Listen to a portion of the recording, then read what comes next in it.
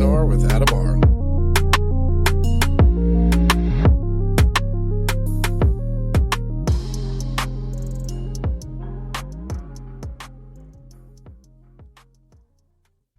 Welcome to 3PNR. I'm your host, Adam R. And joining me for this Halloween episode is Elric Ragozzi and Harley Black. How you guys doing?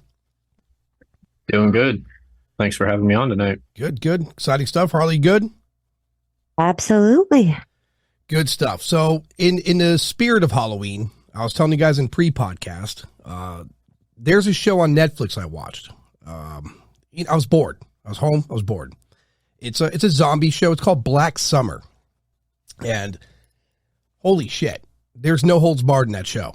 None. If you like a character, forget about it. Don't even get attached to anybody. What troubled me of that show is the nature of it. Humans going rabid and because of a virus. It's kind of like if you ever seen the movie I Am Legend. It's kind of predicated like that, but it was such a severe, like whenever they were having encounters, your heart was racing. It was out of control. I mean, that show really bothered me. So it's one of the few zombie shows you watch where you weren't like, well, come on, man. Like, how are you not getting away from this thing that's in the state of necrosis and barely walking? This is different. These things are full sprint coming at you. So it completely freaked me out that day. Moving into it. So Harley, what's new with you, paranormal wise?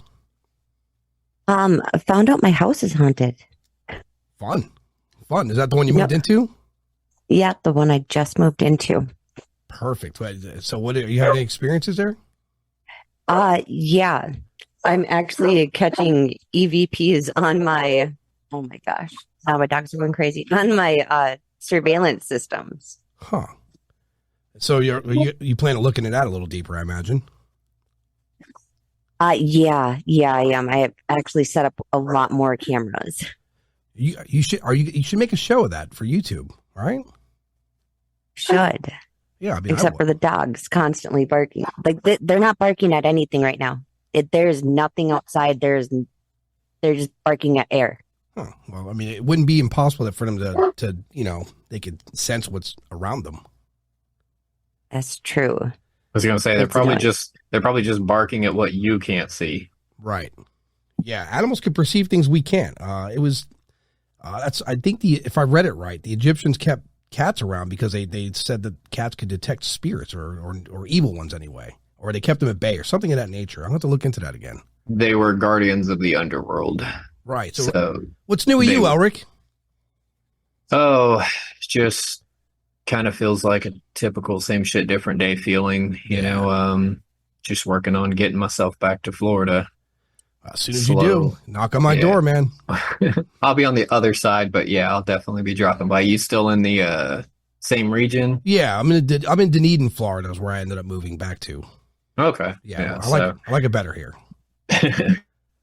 It's close enough to the water, but not on the water. I had this weird fear of being directly on the water. Because for a lot of years, we lived at an apartment like on the beach, like directly on the beach, and when storms came in, you felt that kind of paranoia, like this could just flood us at any moment. Yeah, that's what I'm looking forward to on the Atlantic side is even, during Ian, it didn't get but just windy. Like I had a few of my peeps from down there that were like, yeah, so should I worry, Mr. Midwest used to 100+ mile an hour winds? Yeah, most of them live in like the impact condos and stuff, and I'm like, no. Like one of them was up on like the 7th floor, and I'm like, no. If you have to worry, it's too late. So yeah, kiss your ass goodbye, kind of thing. We were supposed to get directly hit where I live, and it for whatever reason, again, for as long as I've been living here, my particular area of Pinellas County doesn't really get heavy impacted. We had the lights flicker here for a little bit. And that's it. It's kind of like that Deerfield Dome. That thing is crazy to watch in action. Like being down there, you'll see these thunderstorms just brewing, from your side of, the Gulf Coast side and just coming in towards it. And it's almost like the minute it hits right by Pompano Beach, it just breaks in half and goes around Deerfield, Boca, and all that. Sometimes it'll graze Boca, but other than that, it's like you'll just watch it divide up around Deerfield and just head out into the ocean, reconnect, and turn into a terrible thunderstorm. And you're just like, Wow, that's kind of magical. I got video of me walking on the causeway, and it's pouring rain. Like if I had to guess, like 600 or 700 feet away, and where I am, it's dry and still sunny out. That's how the weather. It's crazy here. That happened when I was in Deerfield this time last year. Actually, I was out swimming there at the pier, and I went out probably about 150 feet, and you could feel it sprinkling. And you go back, like at first I thought it was, ocean mist. And I looked up and my mask, I'm wearing a snorkel mask and it's getting all plop, plop, plop. And I'm like, what the hell? And swim back up towards the shore and you could see the cloud just hanging out over just right down from the pier. You could see it. Bizarre weather in this state, the panhandle of Florida is a bizarre place, period. I mean, Florida man says it all for North Florida and the panhandle, Yeah. So go ahead, Harley. Harley's like a big fan of horror films, and I'm sure in the month of October she's had plenty of films that she would like to watch, or even shows. What piqued your interest thus far? Ghost Adventures. All of their new episodes, they're out on Thursdays, so that has been my guilty pleasure lately. What's your feeling on that show? I will marry Zach Bagans one day. That guy makes me laugh, man. He does, because I think there's an episode where he's like, "You want to fight me? You bring it." Like I was like, "Wait, like okay." I feel so left out because I'm not a fan. Like the only work of Zach Bagans that I've ever liked was the Demon House one from Indiana that he ultimately tore down because it almost tore his eye out. Wow. But other than that, like I just feel like as a 20-year occultist and having dealt with these spirits that he's running around chasing, whether they be realistically there or not, it's just like I equate it with almost like a suicide mission, which you would figure he would have found out from the demon house. I mean, that's why he wears the glasses that he does now, because the entity that was there, he challenged it. And as the common meme that's been going around, the more you fuck around, the more you find out. Well, when it almost separated his cornea, you would figure he would, back off a bit, which he did for a while, but it's almost kind of like, where did he get lost in translation again? It reminds me of that ghost hunter. I reached out to this guy. I forgot. I'm not going to say his name on air, but he was on shows, and then all of a sudden he wasn't. And so I finally tracked him down, got him on, or spoke to him on the phone, and whatever happened to him had a profound effect on him. He altogether quit messing with the ghost hunting. And he sounded, I don't want to say he sounded delusional. He sounded paranoid. Like he was exercising caution with everything he said in hopes to not, gain the interest of whatever it is that was troubling him. And all he said to me was, he goes, you want to do a documentary? You want to go out there and look? He goes, just really do your due diligence and your research before entering into something that you don't understand. Because once you open a door, you can't close it. Is how he verbed it to me. That's the best way to put it, honestly. I mean, I've said it for better part of a decade and a half. Christopher Lee even said it best, messing with the occult, you can not only lose your mind, you can lose your soul. So it doesn't surprise me in the least. I've gone very deep down the rabbit hole, and numerous times I've been on the brink of a psychotic episode, and it's not something for the faint of heart, and it's not something for just the occasional dabbler. I mean, in my former run with, a semi-small occult niche, I could sit here and spend the rest of the night counting on, all of our hands and toes of people that have literally gone slightly crazy all the way to completely batshit crazy. Yeah. Harley, you have a kind of an aggressive approach to the paranormal when researching it. And I find most, not to separate gender, but most females are kind of fearless in that sense. I had a couple on Dawn and Laney, Spectre Waves, and she will walk into a scenario that as brave as I am, I don't know that I would walk into the same scenarios as her. Is that about right for you, Harley? I've come to find that very true for a lot of females. We're just headstrong. We'll just run towards whatever everybody else is running away from. I should have been a police officer, but I don't have any fear. I just want to go and say hi and be friends and then touch them with, you can see them on the SLS camera and I'm the one like reaching out and grabbing, like trying to touch it. Yeah, because there's a girl, a lady, I should say, from a ghost biker, Miranda. Same approach. She just goes right in there, had no thought about it, don't care, see what's in there. And she's come across some pretty freaky stuff. But it's always like I don't know if you guys ever noticed it, it's always the cameraman or the sound guy who has a negative experience that's hanging back. It's a bizarre thing. Yeah, I agree. Yeah, it is like a lot of my camera guys, like they'll be, like have like goosebumps and freaking out and they're really scared. I'm like, wait, no, you guys need to follow me. Come on. And they're running the opposite direction. So now I just use selfie sticks. That's smart. Yeah, because those guys are bailing. There's what's that boat that's haunted that people frequent? I think it's in California. The Saint Queen Mary? Queen Mary. Elizabeth? Yeah, something like that. I keep hearing about it. And I've had people, because I've never witnessed anything. You guys and I've told you that before. And I'm under the impression now that I'm a pain in the ass. They don't want to deal with me. I mean, maybe I ask too many questions. I don't know. But I'm definitely going to go there and a handful of other places. And I want to put a team together to do it. All right? Because it's not good enough for me to see something. I would also like other eyes on it so that, that moment where you see something like, hey, did you see that too? And once you have confirmation, you feel better. Because I'm not good enough to sit back and hope. I got to get my hands on something. Well, ghosts, you can't. I'm not going to do this acting where, hey, buddy, come here. Because it's not going to work out in my favor. But I would like to get tangible evidence of a paranormal haunting. For me, first sight, because at the end of the day, it's not so much I want, listeners and when I make the documentary, I don't want my viewers to be like, oh, it's interesting. It's really for my own curiosity that needs to be satisfied. So that's the direction I'm going to take on it. Harley, for you in the field, there had to have been a few events that were negative for you. What were those like? Oh, I've been hit. I've been scratched. I've been punched. Now, in that same sentence, I was also very vulgar.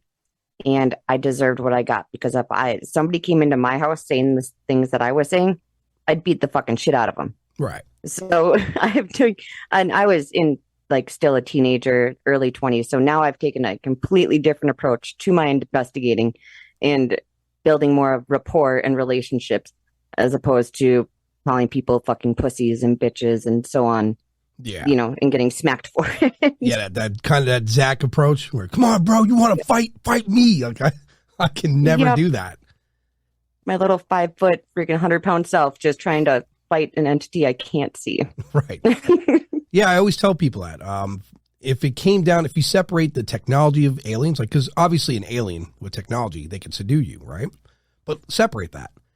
I wouldn't be afraid of these things. Biomechanical, biological. I wouldn't, because at some point I can defend myself physically, right? I have no fear of that. But a ghost, if it's in your house and you don't know the right jargon to spit at it or otherwise, you can't punch them, right? You can't choke them out. They could sit in your house and sing the song you hate the most all day long until you lose it.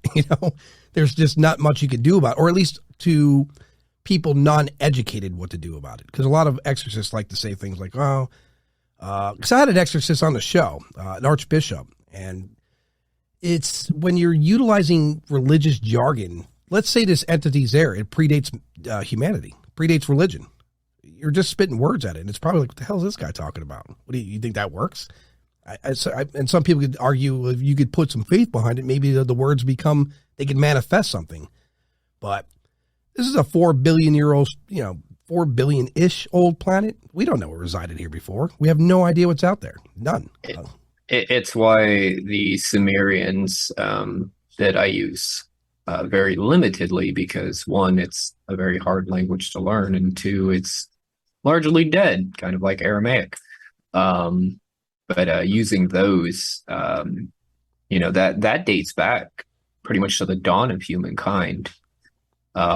Every major religion in this world stems from the Sumerian cradle, So using that, I've noticed in my own experience, and this works even, this was given to me by non-human spirits. It works the best that we can use. There are other tongues. There's pseudo called demonic tongue, which kind of sounds like Aramaic with a speech impediment, mixed in. Right. Validity of it is 50-50. Symbology works. I mean, speaking of histories, abracadabra, the oldest spell known to mankind. I think, therefore I create. The oldest recorded use of it was putting it into a river. You would draw it out on a scarf into a triangle, and you would put it into the water after putting it on whatever the affliction was. And as you put it in the water, the ink would wash away, and thus abracadabra, which is why not so modern-ish stage magicians used it, as disappear, Right. To support that, there's a lot of high elevated minded people out there and I'm starting to learn this, by the way, after all these years, and I'm now going to start applying it to even shooting pool, is to visualize what you want to manifest it. There's a prime example of this, and it's not exampled the way I'm going to example it, but I watched this documentary. I really like it. It's on Netflix, called The Last Dance with Michael Jordan and the 90s Bulls. And you see this alpha athlete, and he mentally invents reasons to be competitive so he doesn't lose his edge, and he visualizes his wins, and they usually play out the way he visualized it, right? I mean, this guy in the 90s was, with the right support from a team, he was unstoppable, right? And so when you take that and you're using words against, because you know how it is with people, you could express energies without words, right? You could tell when someone's tense or someone's upset. You have a sense to it, right? There's this thing that, there's this perception we don't speak about often because we're very verbal as a species. And perhaps maybe if you utilize that same kind of visual strengths along with meditation, perhaps you could manifest an energy to leave, right? You could compel something to leave your house with that kind of energy. I don't know about screaming at it and pounding your chest and throwing shit, but if you visualize it, maybe it comes to happen. And the support. So Harley, so you don't know, is, Elric's got 20 years in the occult. He's had paranormal experiences. He's had experiences with UFOs, aliens, right? And I did a study on this. If you can, a large amount of people who have had paranormal experiences eventually end up having something. And when I say experiences like themselves, they're not researching or investigating. They themselves are having the experience. Tend to have an experience with UFOs thereafter, somewhere in their life, or at least monitored. And for a while, I was like, that's too strange, and it's too, I don't know, maybe it doesn't make sense. But then when you consider what's going on, if you're having something, what we consider parallel to the normal, happen to you, and these highly sophisticated technological observers observe this, it now becomes part of the study. You are now part of their study, because why is this individual having this? And let's pay attention to this person. Does that sound about right to you, Elric? Yeah. I've actually learned over the years that a great majority of my experiences were all interconnected in one way or another. Right. Which shows that, these things are connected. Extraterrestrials are capable of interacting with the spirit realm, or even going into it. Or at the very minimum, they could perceive them. I mean, you're talking about sophisticated technology, could probably detect it. So, because there's a gentleman I'd spoken to, and he had in short, he never had any kind of issues with UFOs, but he always had paranormal issues. And one day he was out with friends, they were looking for UFOs and something to the nature of where, they sped off, but I think they probably detected that same presence around him. Now that same presence that was, it was suppressed, like it was around him, but he never really knew it, started behaving erratically when it realized that the observers that are observing us is now observing them, right? And you're their person, that spirit, right? They don't want to let go of that. They're angry that they're being observed by a third party. So for you, Elric, when it started, what came first, the paranormal experience or the UFO experience? Uh, are we talking consciously or in timeline of events? Best to your recollection. Okay, so consciously, the paranormal started. I was aware of that from a young age. I think like maybe 2 years old. I recall, seeing things that other people couldn't, hearing things that other people couldn't. It wasn't until my teenage years that the extraterrestrial part came to, but it was locked away, which is apparently, common from other contactees that I've spoken to over the past decade plus. They tend to lock away our memories, usually as children and such. And then it comes to a point where sometimes they'll ask, directly, they'll come to you once, kind of almost like the Matrix, a red pill or a blue pill, Right. Right. For me, that's what it was. The 7 foot gray that I came in contact with one night, offered me to know and to never unlearn, or that conversation never happened. I chose to know, and thus everything was unlocked. And that's when, ever since I was little, I could never explain why, it's like I could always tell that I wasn't alone, and not even in a spiritual sense, but it was just like I knew that something was watching me. Early into my teenage years, people used to think that, adults in my life at that time, worried about some type of mental illness or whatever. And it's like, no, the more things started, like I would show up with marks on me that I didn't put there, injection sites, cuts and scrapes and bruises, and, handprints. So there really became a thing of, they thought some type of abuse was going on. And it's like, well, no, that you can't explain it. How did you get this weird frog looking handprint on the back of your neck? Well, gee, a 5 foot frog just grabbed me by the nape of my neck. It doesn't really fly. Right. So for you, at said point, you have the paranormal experiences, and then sometime after is when the UFO start, or not, the alien thing begins, right? They kind of went side by side. I just wasn't aware of it. I could, like I said, as a kid, I could never explain the UFO part. I always apparently used to tell people about these big-headed people, and early 90s kids, it's their imaginary friend or some type of cartoon character that they latched onto. And it's like, no, big head, big eyes, Yeah. But so I think they really went hand in hand. I mean, given the way I was born with the umbilical cord wrapped around my neck 3 times, identical to the hangman's noose of old. So I think, something of that played into it. I've met 2 other people that have had it similar, and all 3 of us have all had very highly spiritual and extraterrestrial interactions our whole lives. Whether we knew it or not, it eventually came to us, and it usually tends to be about our teenage years is when the pieces of that puzzle started to click together. Yeah, so you had like a near-death experience prior to life. So,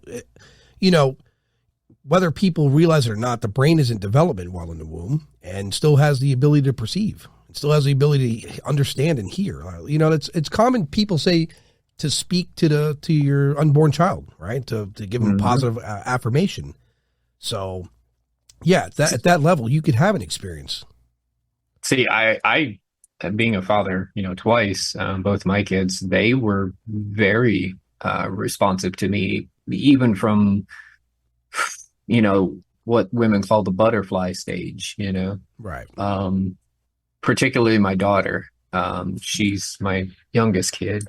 She would go just ape wild when she heard my voice. Like, her mother and I would be walking somewhere and I would say something, and the sound waves would just hit just right off of something. And all of a sudden, she's almost doubled over, and she goes, "Oh, I feel like I'm gonna, it feels like I want to throw up," but she goes, "I know what it is," She's got that receptor, like Harley. With Harley, so the house you move into is haunted, you discover, right? Yeah, I'm sorry. I have like such goosebumps from Eric talking about his alien. Yeah, we're gonna get deeper into that in a moment. Oh my gosh, Yeah. that is so scary, dude. For I am Harley, petrified. Well, wait until you hear it. If we do get into it, I can tell the story because I've never actually told it here on 3PNR. I've told it on previous podcasts, like ones I did on my own and when I was guest on other ones, but yeah, I've never actually told the whole story on 3PNR. we're gonna Oh we're gonna my dive in deep gosh. tonight for Harley because I don't want to drown Harley out yet. I want to bring one thing to her attention. So you move into a house you discover is haunted, right? Yeah, and you've been a paranormal investigator for a number of years now. quite a few. So put this in perspective. Perhaps the house isn't haunted. It's just that you have this software to perceive these things that other people can't, right? I find that from a lot of people. I personally think people like you and Elric, you have the software. Everyone's computer is the same. I say this a lot. Your brain is pretty universal as far as the construct of it. And when you look at the brain under imaging, you can tell that it's one, the most complex computer on earth to this day for right now, right? Two, you can tell it has the ability to pick up and receive data, right? Our military is experimenting with this idea of putting images in people's head, et cetera, et cetera. So for you have the necessary software to perceive these entities. So perhaps wherever you go, you're gonna see it anyway. Does that sound right? That is a possibility. I was just happening to go through and like clear out my SD cards on my surveillance system. Right. And then I had seen that all of a sudden there was some motion going on two of my kitchen cameras. And after watching them, my phone actually rings. And then you hear a male voice say hello on one camera. And then on the other camera, you hear an additional male voice say, what? It was creepy. So your last residence, did you have any kind of experiences there? None. And when you're in the field out, let's say, I'm not even going to use the word field. When you're out and about, do you ever get these like senses of something around in certain places? Oh, absolutely. Especially thrift stores, antique shops. You know, it's very cliche, I'm sure. But in those places, I can tell like which things have like energy like resonating from them. Right. But then I'm dumb and I bring all this shit home, which is now out in my barn. And eventually it's just going to explode. I guarantee it. I don't know when I'm going to bring home the wrong thing, but eventually shit's going to go really haywire. So one thing I can tell you that I hear common from The Exorcist right onto the paranormal investigator is learning to close those doors before returning to your place of residence. I hear that a lot. Yes. So that's something absolutely you've got to start learning that. I mean, and probably Elric would be a good guy to talk to about that. He knows a great deal about it, right? Keep not allowing doors to remain open for by chance encounters. Yeah, largely. I mean, on the surface, you've got, as cliche as it sounds, you have certain crystals that you can carry that'll ward that away. I mean, I keep a small pouch of them, 13 of them actually to be exact, that I keep in my pocket at all times for those purposes, amongst others. Another good thing, like you said, about bringing stuff home from thrift shops or antique stores. If you're ever suspicious of it, like if you're sensitive to energy and it has a weird hum or vibration to it, you can actually put it in a box, I'm trying to think. You could go to like Hobby Lobby, or if you can find a good old one that isn't, tainted onto its own, you can use an old chest, like the old attic chest, and you can put that in there, and you can sprinkle salt in it. That will isolate it. It's kind of like cutting off a bad piece of bread, I've seen this before. People I literally, there's a place in Dunedin where they sell crystals and other items. And they advise too, to put your crystals, I think weekly into like pure salt to purify them. Right. Pure salt sorry, go ahead. I was just saying, you can be pure salt, particularly coarse grain salt. Don't buy too much into the Himalayan salt because most of that salt doesn't come from the Himalayas. I'm glad you said that because that's something she bought was Himalayan salt. I'm glad you said that. And they sold that to us. Well, not that particular shop, another place pushed the Himalayan salt. Yeah, it's Himalayan salt, like actual genuine Himalayan salt, is ungodly expensive. Like you would have probably at this rate with the state of the world, you would have better luck at getting a Tesla with full spec sooner and cheaper than you can get actual Himalayan salt. Damn. Yeah, it's insane, mainly because of the strife and the restrictions and all that. It's just not, and even the mines that do, it's very limited mining. There's so many mining restrictions on that salt, which brings to question, does somebody, do the powers that be understand this and don't want too much of it out in the world, Right. Now, do you ever put your crystals out like when it's like thunderstorming or out like for the full moon to cleanse them?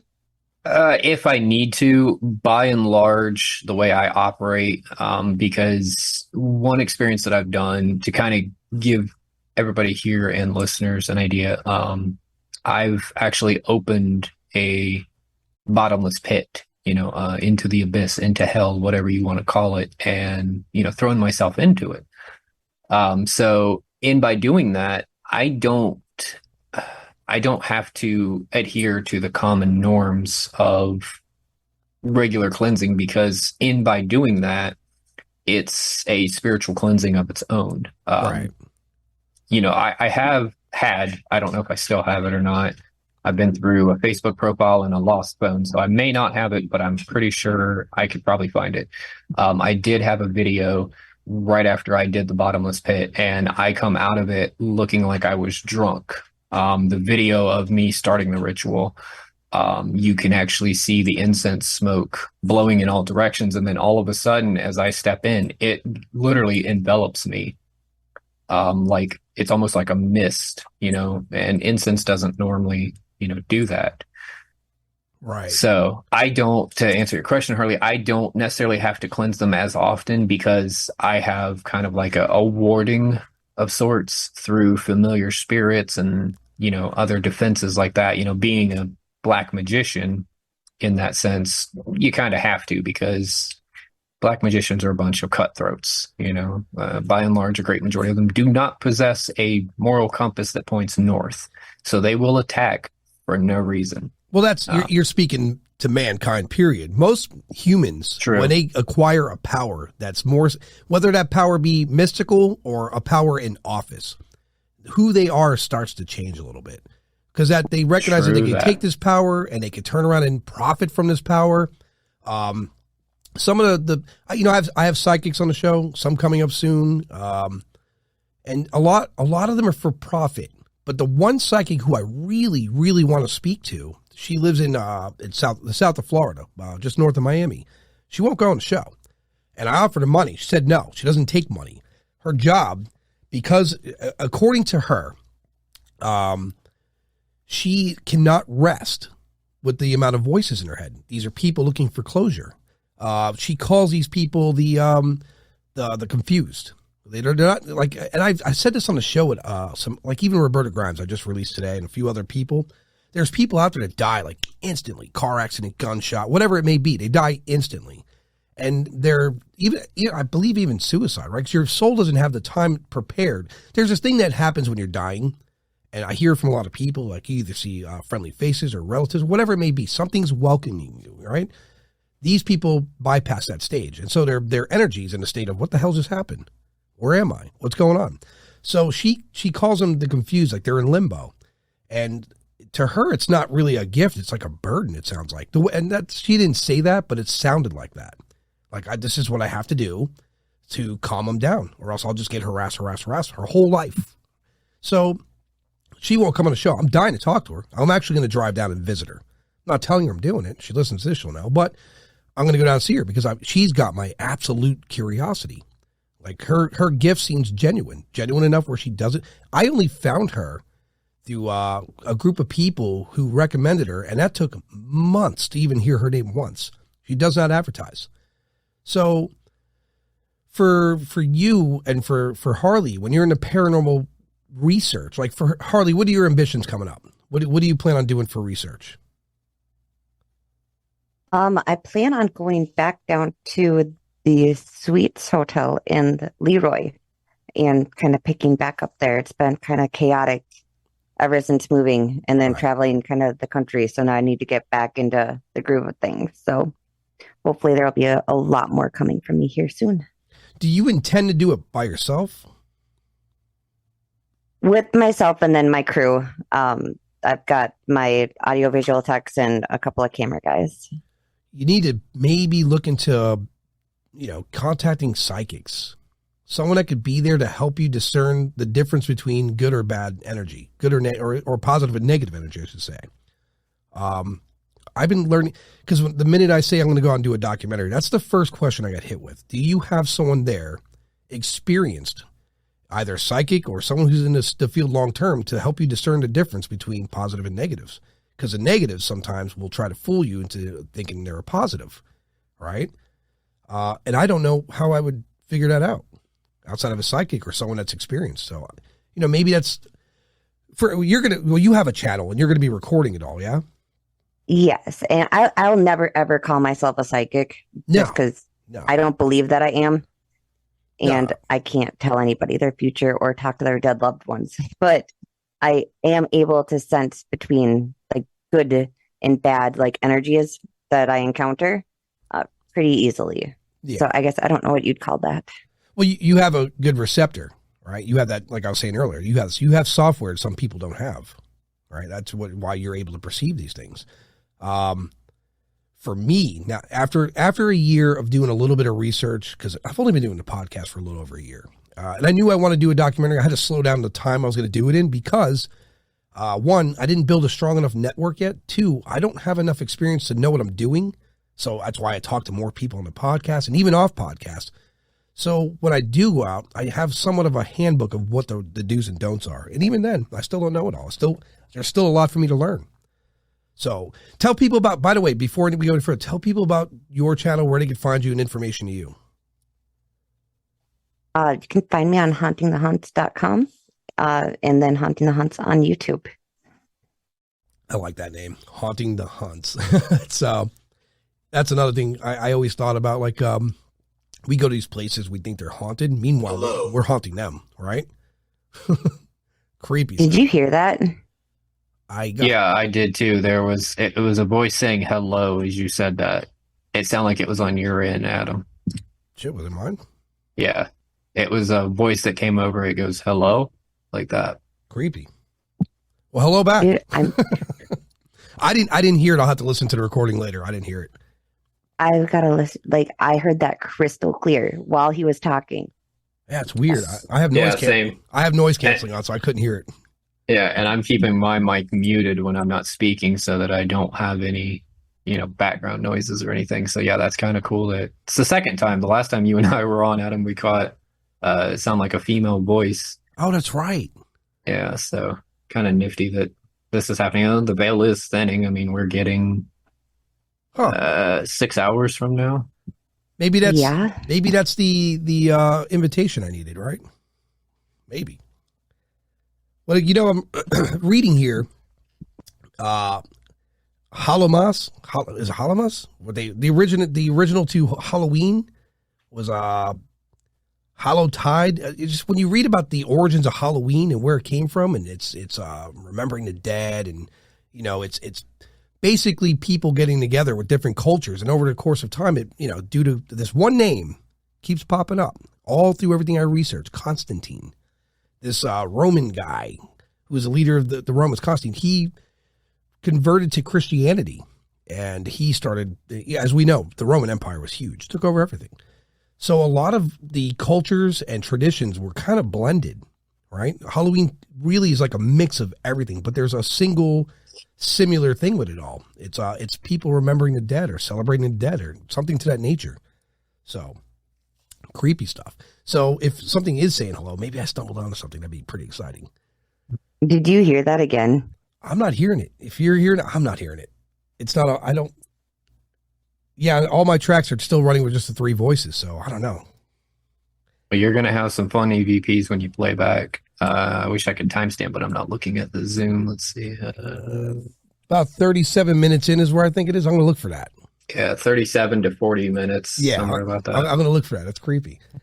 But so Elric, let's go deeper into your your abduction issue. Well, I'm not even gonna say issue. Experience. Oh, it was an issue for the longest time. Let's be real. Yeah, because Harley's itching to hear it, and I am too. So let's because I'm looking for common threads amongst people of experience, and I'm finding some. I'll let you know after. But go ahead. So unbeknownst to me, like I said earlier, my whole life they had been there.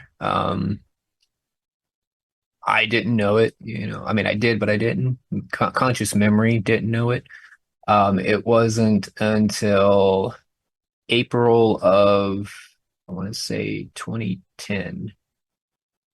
Sounds about right. You'll have to forgive me. A lot of things have happened over the years. Sure. There's been some brain damage, some death for me, which I'll get into. But it was April of 2010.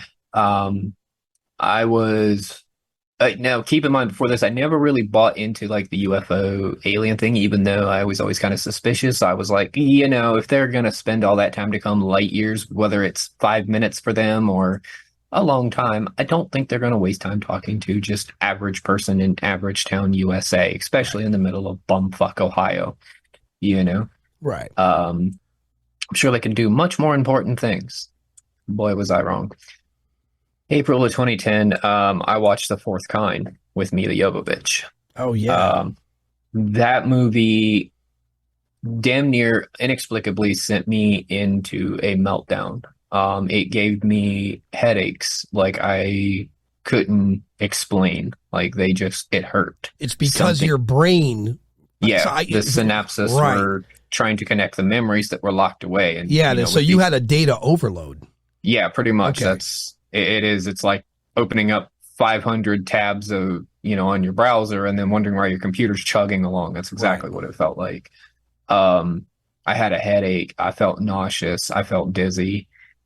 Something in me was saying, no, no, no, I go and lay down and, I'm laying there and I notice, somebody passes by my room. I was living with other people at this time, my dad being one of them. And he knew that I wasn't feeling good because I told him, I was like, I got to lay down. I don't feel good. He's like, okay. So I lay down. I figured he stopped in to check on me, because prior to that, I've had numerous encounters with viral infections that started out like that ended up putting me in the hospital. So it was one of those things of, 2006, I had one that I was literally out of my mind when I went to the ICU. So it was kind of a general worry of anybody that knew me. So, he would check in on me. So I'm like, okay, he's looking in to see if I'm conscious or not. Am I talking out of my head? Any signs that I need to go to the hospital? Well, I wasn't, so apparently I was fine. But it just wouldn't stop. And I noticed sometime that there was this presence gazing at me, and I'm like, okay, he's checking on me again. I had my face towards the wall because I'm a side sleeper. And I'm like, that's an awful long time to be staring at me. It's really, it got kind of to that creepy point where it's like, okay, you can quit looking at me now, I tried to ignore it for a moment. It wasn't working. It just got stronger and stronger, almost like it was purposely doing it to get my attention. And that's when I kind of look, because I that time I kept my room pitch black. Back then I was a pitch black sleeper. I could not have any lights on, like even TV lights, like the little thing on the screen. I would have to put tape over because I could not stand light. That's how I am currently. That's how I've always been. It has to be pitch black for me to sleep. Yeah. So I'm laying there and I look up. Now I have excellent night vision, like insanely, almost cat-like. I open my eyes up and there's a figure there. And I'm like, damn, what the hell is he just looming over my bed for? Then it hits me. I'm taller than him by a good few inches, noticeably taller than him. Right. This is much taller than me. In fact, this is so tall, it's almost touching the damn ceiling. And it wasn't like I had cathedral ceilings. Otherwise, I probably would have, I don't know, been confused and concerned as fuck. But the way I would equate it, it was about the 7-8 foot mark. And it's just standing over my bed and it's looking at me. And I'm like, and at this point, it's a shadow. I have excellent night vision. You cannot just appear as a shadow to me I can make out your features, your eyes and everything. This did not have it. And I'm like, what the hell? As I go to move, I realize I can't move. And I'm laying on my back. I'm paralyzed. And my eyes are darting around trying to, assess everything because PTSD, inexplicable at that. So as my eyes are darting around, that's when it steps out of its shadow or takes form in that sense. And it literally looks like the grays that we're familiar with, but this thing is about 7 foot tall and it's got olive colored skin. And I don't mean olive like what we're used to, but like green olive, like a reptilian olive. It's actually a type of gray. And it looks at me and it kind of shifts its head. And it's like it holds its finger out like it's going to touch me, but it stops. And as it points at me, all of a sudden I can hear its voice in my head. Now, ever since I was little, like I said, I can hear and see spirits. So my brain goes to that, but I'm like, this is an awful hell of a manifestation for a spirit, Right. And it tells me its name and says, I've been with you since the beginning. You just haven't remembered it. This is your chance to know or to forget. And it said, make a choice. And I made the choice. It only took me a second because all my life I had always wondered what was all of this with, why was I always looking out my window looking for the lights? What lights? You know what I mean? Like it was just, I would find myself thinking these thoughts that I couldn't explain, but there was something in my brain telling me, figure it the fuck out. So I chose to know. And it put its finger right between my eyes, right where my third eye is. And I swear at that moment, it felt like an explosion inside of me. Like that pain in my head grew so much that I can actually remember the feeling of my eyes rolling back in my head. And I saw so many things in that brief interaction. A second, a moment, I don't know. Time ceased to be. But it was like it showed me all the things of when I was little. Its name was Amun, actually, Amun. And it gave me everything like in a instant download. And then all of a sudden everything went black. And when I came back to, I'm not in my bed. I'm levitating, or so it feels like, but I can move. As I move, there's other ones around me. These are the typical grays, 3 to 5 foot, big head, big eyes. Some of them are actually gray. What was your impression of them? So my theory, right? I think those smaller ones are a biological advanced robot with a conscious, like an avatar. So they don't. Some of them are. Those ones, if you ever have a contactee that can maybe recall quite vividly, ask them and look for, or, have them search the memory. If there's a blue or green kind of pulsing, looks like pulsing veins in their head, those are the biomechanical, or as they go by, bio-natural or something they call them, because they are kind of avatar-y in that sense. Right. They are replicated, but they do possess living tissue on the tissue. Yeah. But the ones that do not have that, those are the ones that are what they call the peers, the pure Orion grays that are, evolutionary as I would go by. They're a biological entity. Yeah. So would you call the other ones like remote control cars for like just in the most layman's of terms? Well, Harley, picture this, Harley. Picture the movie Avatar, right? Yeah. So now imagine there's when I say robot, they don't need to have mass, right? We know carbon fibers and other materials can be relevantly thin, but extremely strong, right? So they can support the large computer in the head and the body.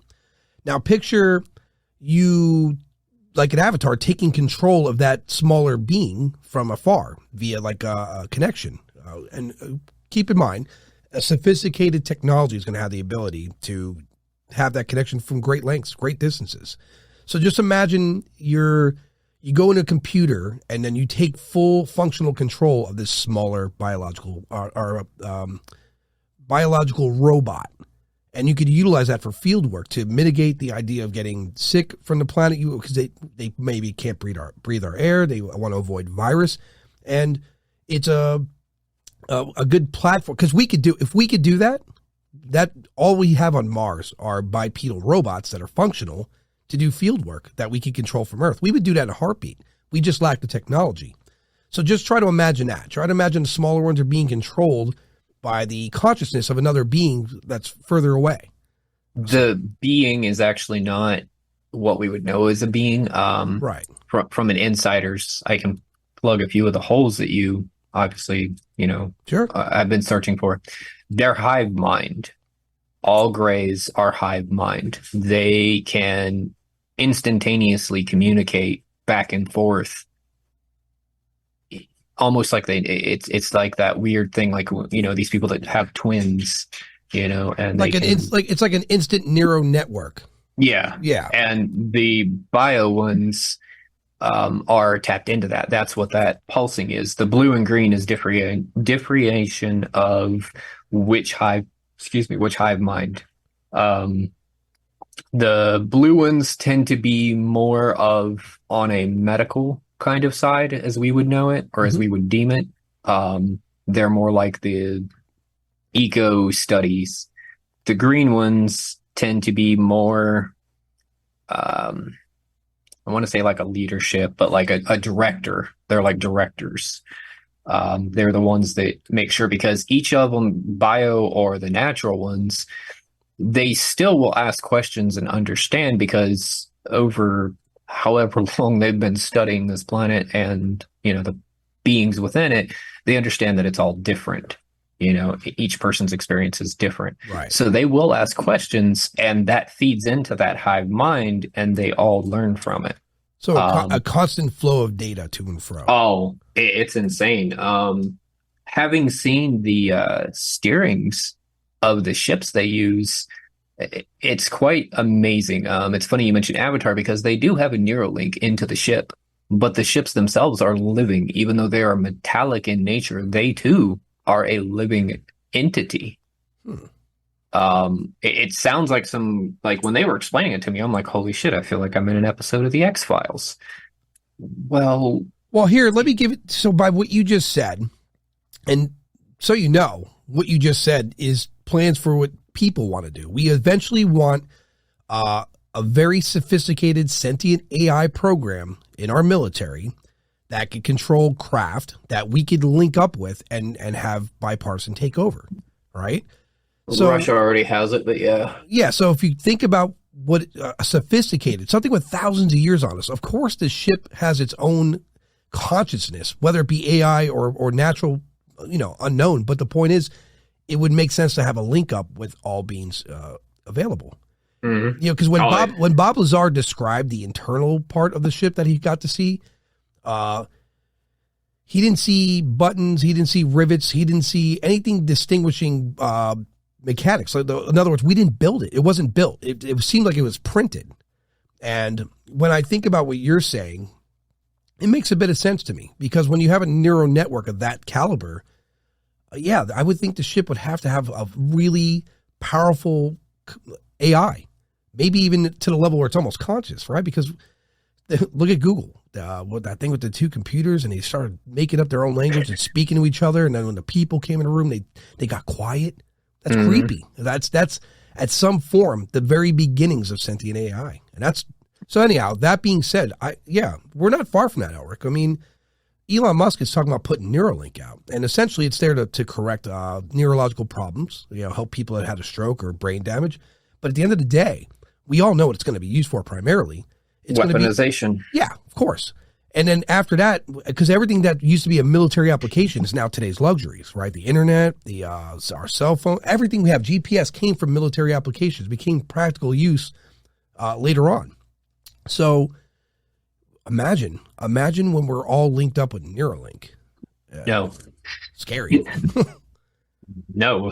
Yeah, because imagine for every wonderful idea like Neuralink, where everyone's like, I could talk to Harley right now, no words, Nothing, just I could just think it and she has it in her head instantly. The pictures, the videos, whatever it is. But then there's always going to be some hacker. There's always going to be someone out there that's going to want to infiltrate it for self-serving purposes. You know, those kind of thoughts are bad enough on social media when we're all bombarded by, you know, Karen's dinner or, you know, Frank's, you know, insane ramblings. Let's not have it to where we can airdrop thoughts. Yeah.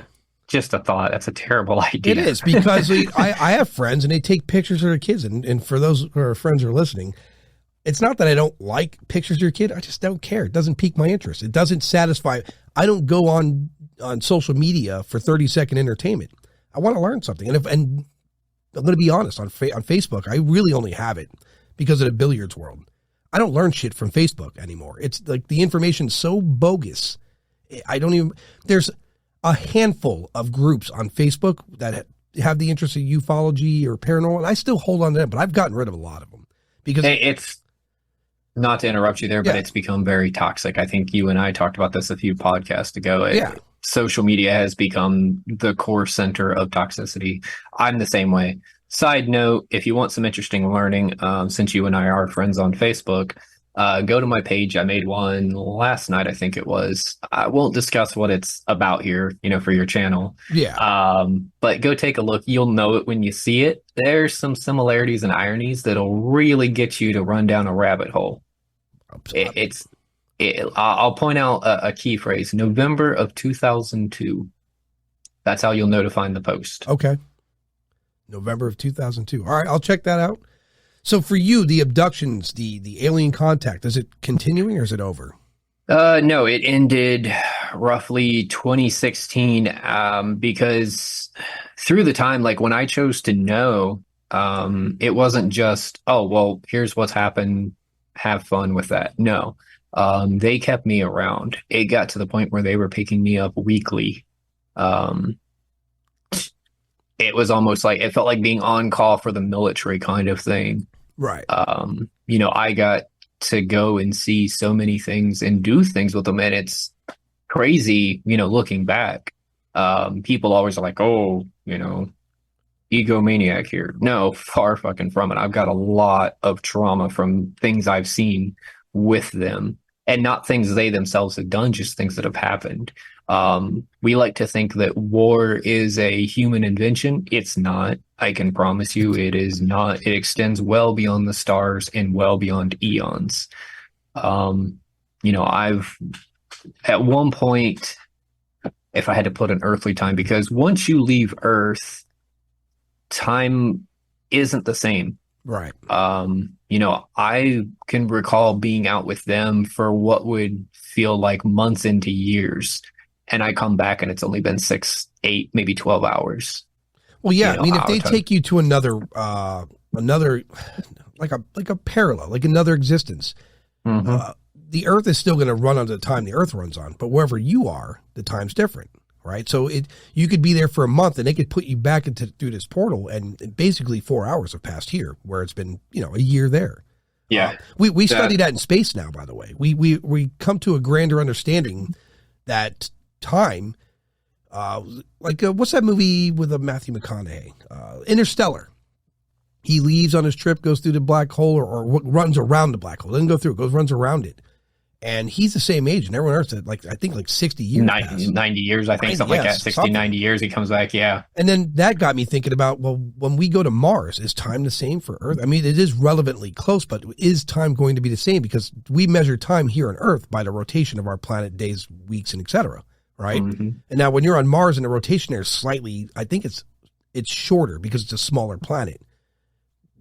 Do you age differently? You know, like, is it going to be different? If you're there for 2 years, you come back to Earth, are you going to know some of your friends here aged a little bit more than you did?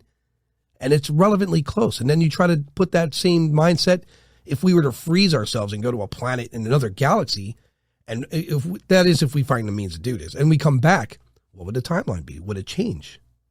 It's a question. I go to bed at night thinking it's nonsense, man. That's why I don't sleep well. So. Yeah, when you live it, that's where it starts. I mean, it's things that will drive you into madness. I mean, I had a mental breakdown at one point from it, you know, once the reality of it set in. You know, like I said, watching things. I had one being that was kind of supposed to be like I guess you'd call it like a handler. I watched it get evaporated in an attack. It literally threw me to the ground and covered me with its, used itself as a shield to prevent me from being basically obliterated. And I watched it obliterate in front of my eyes. Like it literally turned to dust. Things like that stay with you, right? Well, undoubtedly, biology anywhere in the universe. Here's a reality check for people. We are a violent species, correct? How many Earth-like planets are now we're discovering that we can't contact? Because keep in mind, we've been broadcasting for 100-ish years. It's like 100,000 years for a radio wave to cross just our galaxy, let alone the universe. How many galaxies and star systems and how many living biological things are out there? They're probably in their Stone Age. They're probably in they could be equivalent to us. And if they're equivalent to us, the likelihood of us communicating with them anytime soon is very unlikely. Because again, if we're basing it on radio waves, 100,000 years for that radio wave to cross just the Milky Way. But guaranteed, if there's biology elsewhere, it's the same thing. It's live, eat, survive. And when you're on that live, eat, survive concept, war it's inevitable. Because why do we fight? Think about it. We're fighting the world. We need more power over this so we can have control of the grain because it's tradable, et cetera, et cetera. That's, at the end of the day, it's a self-serving thing. If we were all hunter-gatherers still, there still wouldn't be peace. We'd still be fighting over territory, It's actually even more than that. Amongst the extraterrestrials, I met what we used to call death squads. They would land on planets or various places, and their sole thing was to kill. They did not conquer. They just killed, and they killed everything. Any form of living entity on the planet, they would kill it and then just leave. They had no interest in conquering. It was almost like a purge mentality. Damn. That is one of the things, like, when we think here on Earth, like you said, we think of war as self-serving, but then when you face with that it just kills to kill, it's almost like a mechanical. There's no satisfaction. It doesn't even do it for like a dopamine kick as a human would equate it. It's an instinct. And it just kills and then leaves and seeks out something new to kill. And sometimes they will completely annihilate the planets. That's like a message for Earth in a sense, right? Because we here on Earth kill for crazy shit. Religion, politics, territory, blah, blah, blah. There's like Russia invading Ukraine. That's an invented reason to go there. There are people who don't even know the real reason why they're there. But meanwhile, if you're talking about an alien species that could do that, we're all in trouble because we don't see eye to eye for shit. There is no D-Day 2 or 4. None of that shit's fruition because we still here are very tribal. And if something were to visit us with that intention, we're in a lot of shit. We would be ultimately decimated. I mean, these things roll up in ships that are equivalent to the size of some quite large asteroids. So, it would come to the case of it would roll up and they might land on the planet. They might just start blasting. Yeah, scientists speculate that very large asteroids that are moving interstellarly would be a ship because it would make sense to have your external of your ship, that solid rock that could absorb the impacts of whatever's in space, and then the internal of it is where you would live. That would make the most sense. Even if not actually made of a rock, just give the appearance of. Right. I mean, what better way to move? It's like Earth stealth technology. I mean, look at the ghillie suit that snipers use. Nobody really, that isn't trained doesn't think to look at that bush and think maybe it's got a rifle in it pointed at me. Harley, how you feeling with the alien topic? That's not your wheelhouse, is it? Holy buckets. Like my smartwatch just went off because my heart rate is too high. I'm so scared listening to this. Yeah, the scary part for you, Harley, what's the scary part? It's because these are entities that could take you against your will, period, right? Well, yeah, I can't even fight them. They've got lasers and just, oh my gosh. And then they can wipe your memory. Yeah, they can even, you hear from Elric and some of the other cases. I'm petrified. Elric, I give you props, Mike, man. Like, oh my gosh, I can't even deal with that. That's way too much for my life. Subduing you. The Grays, I actually, one of my best friends, he and I met because we've been with the same groups, even though we live on opposite sides of the country. I'm in Ohio, he's in Louisiana. We found out that ever since we were kids, we've been working with the same groups, because they do tend to work in like cells in a way. But we actually discovered one time, more than once, but our first time that we recall, we discovered that they have a neat way of subduing people. There was one instance we remember where we got picked up and we were along for another one. Now, one of the things they like to do is they like to have a human go with them, if possible, because the human essence doesn't stir up the unconscious contactee as much as that sudden shock that they do.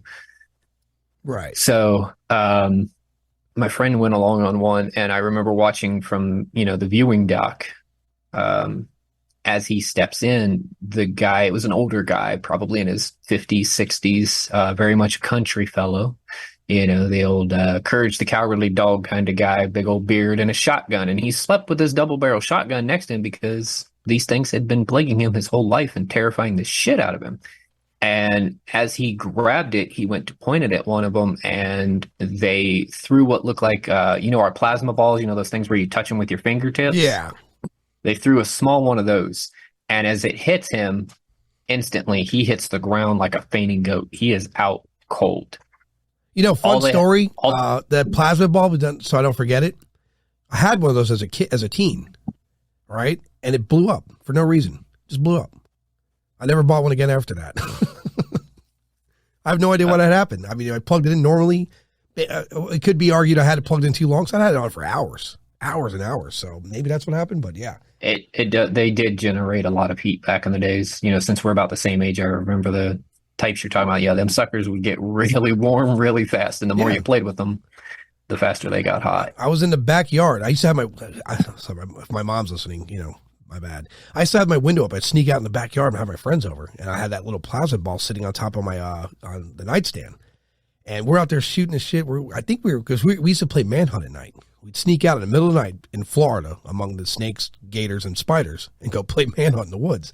And I just heard, and I looked back in it, and you could see I had to reach in the window and unplug it because it was still putting electric charge out through that little piece of metal. Mm-hmm. I never understood why that happened. So, I mean, could be heat, could be energy. For you, Harley, get you a good one, not like a wish one, right? And take it on a ghost hunt with you. They'll actually ghost actually respond to them. Oh yeah, I never considered that. It's being of the plasma energy. When the little I want to say sparks of it, because it's not the right word, but right. With the little sparks, you can actually set it down next to a cold spot. And if the entity gets within probably a foot or two of it, it'll ping off in the direction so you can kind of get an idea of where the entity is standing. I actually used to use one in summonings that would tell me how many or how close they were to me. These are the balls that it looks like lightning is going off. Okay. Yep. Plasma balls. Yeah. It's not a bad idea. Never considered that. Little things. Never played with one. Oh, they're fun. It just reacts to another form of energy. Never thought of that.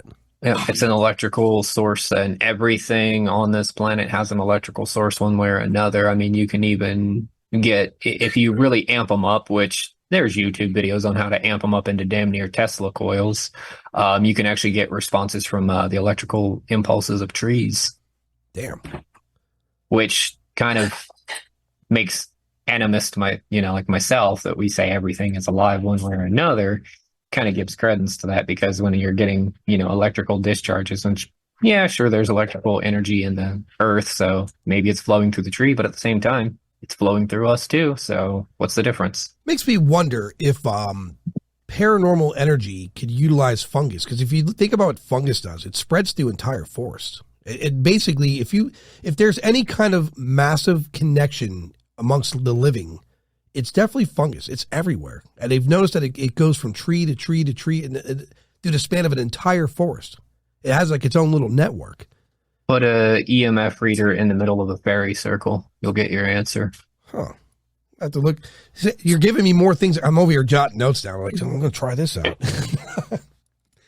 I'm full of them.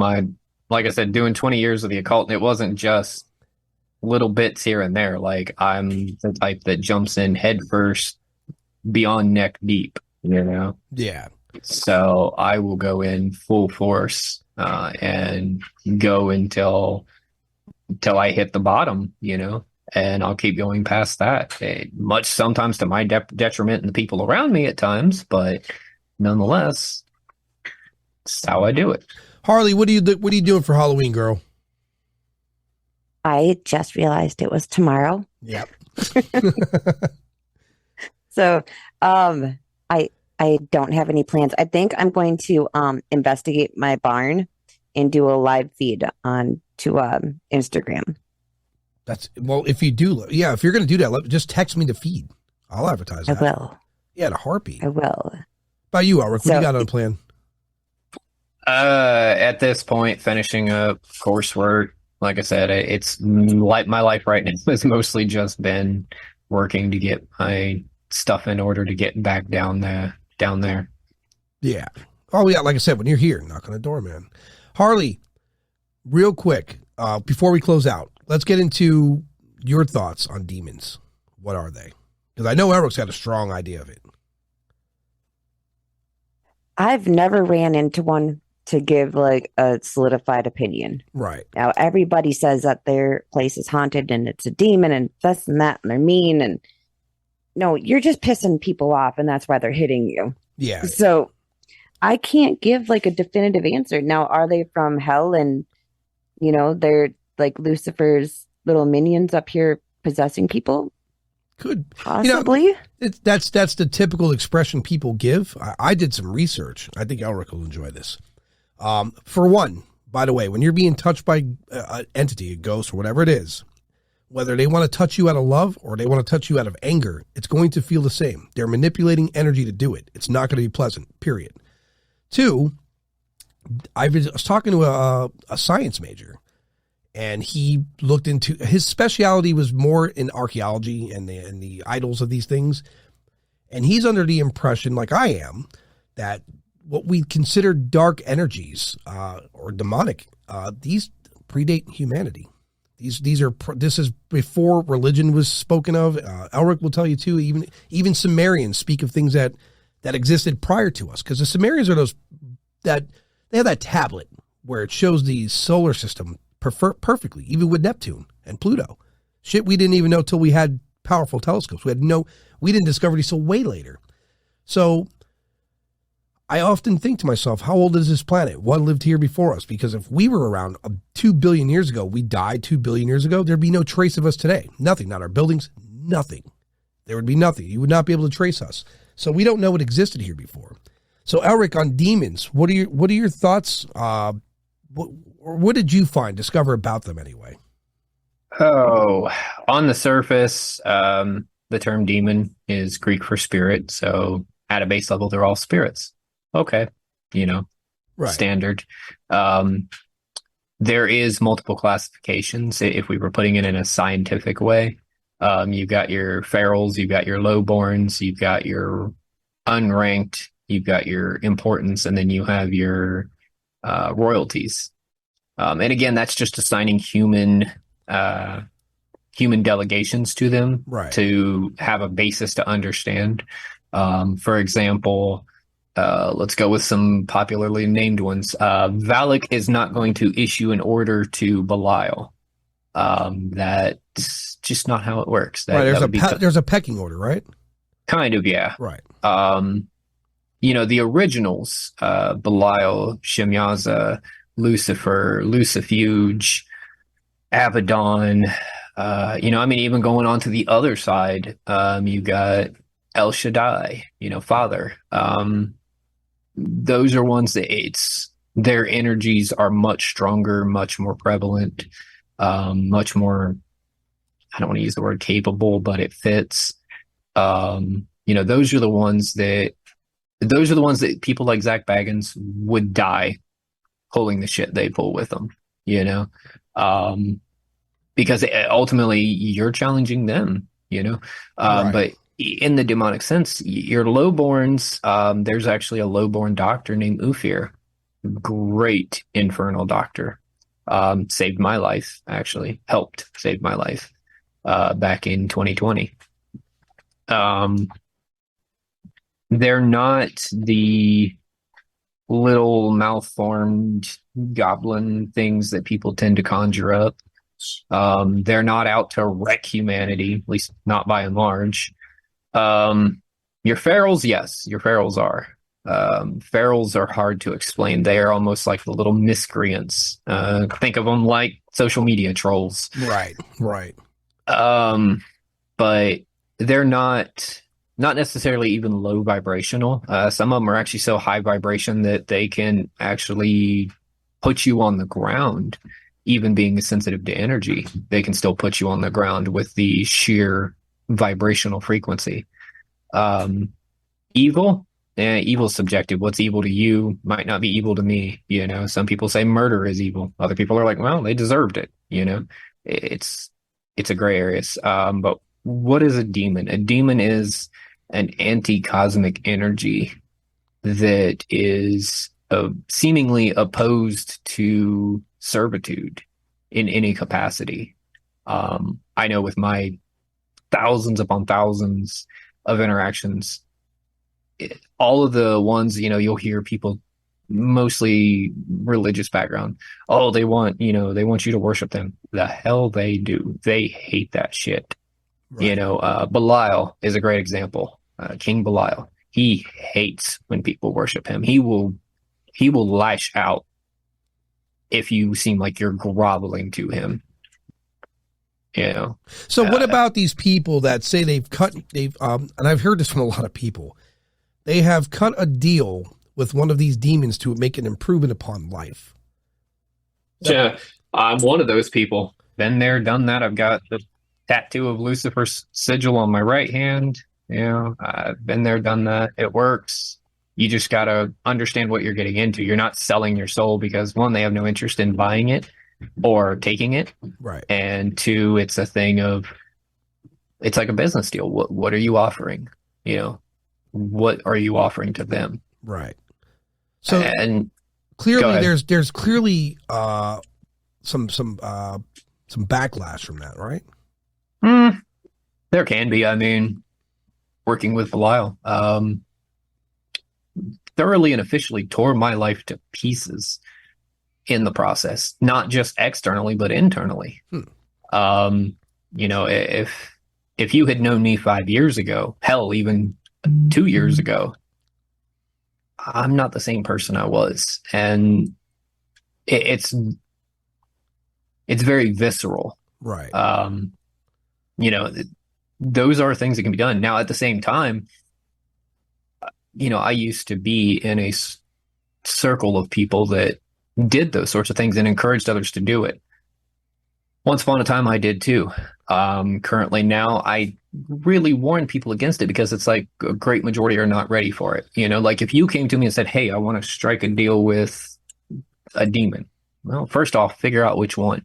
When you figure out which one, then come talk to me for, a good idea of what to expect. Some of them, I know somebody that worked with one particular spirit that really helped them uncover their astral capabilities. They learned to get out of their body, largely against their will at first. But ultimately, it's been a lot of improvement. And it was for a short time what was given. And, like the exchange was a mutual exchange. There was no real backlash. But when you get into the darker, harder side of it, you can lose yourself, but not to them. Right. It's to yourself, Jung's shadows, let's call it shadow thesis, is very apt. You can lose yourself to the darkest parts of yourself. And sadly, I've watched some people fall into that and have become just completely revolting beings. they're not even a shadow of their former self. They have lost themselves to that shadow. That shadow swallowed them whole. Right. And it's why I walked away from the group of people. I mean, they literally lost themselves in the madness and have become just vile, disgusting people. Yeah. And that's a downside, Unfortunately, we humans, again, when we get put in positions where we have something significant happen with us, that makes us feel more relevant, we alter who we are. We treat people differently. This is exhibited a lot. This could be in a small social circle of friends in middle school. And I'm using this from a previous experience. Middle school's that's around the time when you start forming who you are. The popularity of one person goes up, then the popularity of another one dips. And I've lost friends in the past because I was always a very outgoing person. So you see how you change in hindsight later on. Like, I probably could have been better to these people. My status went way up. I was cool, and I disregarded the people that came along with me. Right. So that's a small example. That's a social circle of children. Now imagine a politician who preaches great things. I'm going to change this. I'm going to help people. I'm going to do these great things, et cetera, et cetera. Then he gets into that position of power, and something, whether they admit it or not, something changes. You become holier than thou. And that's seen through people all the time, which is why I give a lot of pushback to large religious groups where there's a leader at the helm who's wearing multi-$1,000 robes with some rapper gold chains and living in a palace in his own country within a country. You know what I mean? It doesn't compute to me. That's definitely not, you're not there with the better interest of the people in mind. You're on a pedestal, a big one too. And your only answer to people starving is a prayer. You can't eat prayers. You have a multi-million-dollar door you could sell, but you can't eat prayers. So it alters. People change with power. We see it all the time, which is why I try to stay who I am, no matter what level I get to. I try to remain who I am at my core, because I always give myself a reality check. This is who you are, and no matter what happens, this is who you are till you pass. Right? I'm an evolving mind, and some of the things like you were talking about tonight, and Harley will hear this too a lot. The common thread with everything, whether it be who you are as a person, how you change versus the religion versus science versus the paranormal versus ufology. The one common thing I hear all the time is vibrations and frequencies, and what vibration are we at? And people could hear to say, well, that's horseshit.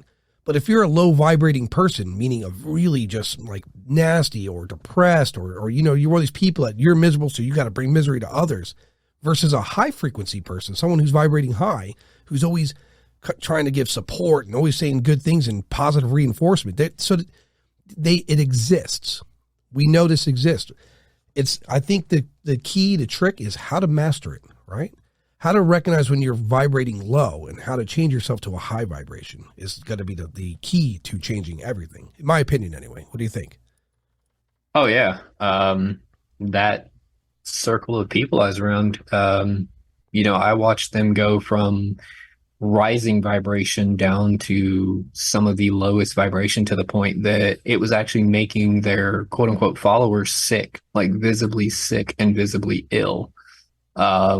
My best friend, one of them anyways, one of the very few, she cut ties with somebody that they've always been low vibrational, but man, could they put on a mask. Let me tell you, that mask they could put on was sociopathic. Worse. I've met sociopaths. This is worse. This is almost corruption by design kind of thing. Like, this is some astounding metaphysical shit. This person can put on a beautiful facade of friendship and loyalty and all this, and they can pull this shit on for a year, 2 years at a time. All the meanwhile, they're just screwing everybody over for their own gain. My best friend, she cut ties with said person. Yeah. And before cutting ties, I cut ties at a point, and I noticed that energy wasn't affecting me anymore. When I cut ties, it's completely dead. There, that wall of my defenses goes up. And I encouraged my best friend, do the same, do the same. I started pointing it out. Well, when she finally did, it was not even 48 hours later, and she noticed she felt hella better. So yeah, there's people that it's a prime exhibit, and I think energies that are not here physically recognize these energies and know exactly who to attach to. So, oh yeah, Harley, for you in your social circles in life, you've had friends around that you could feel negativity from, right? Oh, absolutely, yeah. And so these people so try to imagine you're going to go do an investigation for paranormal. Would you bring these negative vibes with you? I don't. I actually it was a lot of family members actually that were just very, very toxic and very negative. And it took a long time to finally just cut them completely off to be able to flourish myself and be, in more of like a positive vibes and just a positive headspace. And it's just like remarkable when you separate yourself from those negative energies and those negative people, how different of a headspace you can be in and how like much of a better person you can be to the other people in your life. Agreed. This isn't just philosophy. This isn't like just something spiritual. We know this from science, how vibrations work. And we know from science, if you use a low vibration, let's say you get a piece of metal, you put sand on this metal and you put a low semantics, right? You put a low vibration to it. It's going to be a big cloud of just nonsense. But when you use a higher vibration, you could get not pretty much a symmetrical shape formed just from that vibration, right? That those sound waves. So and not just separate that, but there's other factors of science where they study this phenomenon of vibrations and frequencies. We're under the belief system, and I've spoken to Steve Murr about this a number of times. UFOs themselves, we know they don't use propulsion the way we do. When you're seeing them light up and the things they're doing, it's because they're ionizing the air around them. They're using some sort of frequency or vibration to travel. I mean, that's currently the way I'm thinking anyway. So some of them actually use a crystalline structure. That was one of the things that I discovered in my times around them. It led me to be in a failed space startup back in 2014. Their propulsion system is kind of like what they called it jump points. Right. It's a crystalline thing. I don't think it exists here on Earth because I could not, like, I've searched through all types of crystals and the structures are just too widely different from what we're used to on Earth. So it's probably a non-carbon based. So like a silica base, maybe. Possibly, but the way they do it is kind of to put it in an Earth term, you know how when you put two magnets of the same pole together, how it pushes them apart? Right. Imagine that on a greater scale, but from a crystalline structure. Right. That in of its own, it's how I ended up with, every plane in the sky right now, his name was Humberto. He had the patent. He was getting a check every month from Boeing. Every major plane manufacturer on the planet used his designs, and he wanted to start up a space technology kind of thing. And him and I got in contact via a mutual friend, and we started talking, and I started explaining these to him. And he goes, this is amazing. And he started experimenting with the magnets. And because he used to do R&D at Boeing at one point, and he said he passed the idea on to some of the younger guys, and they built a model based on the thing that I had seen, and it could propel a small, I think, what was it, like a 250,000 scale of a rocket. It could propel it across their R&D office, with that level of pressure from a magnetic resistance.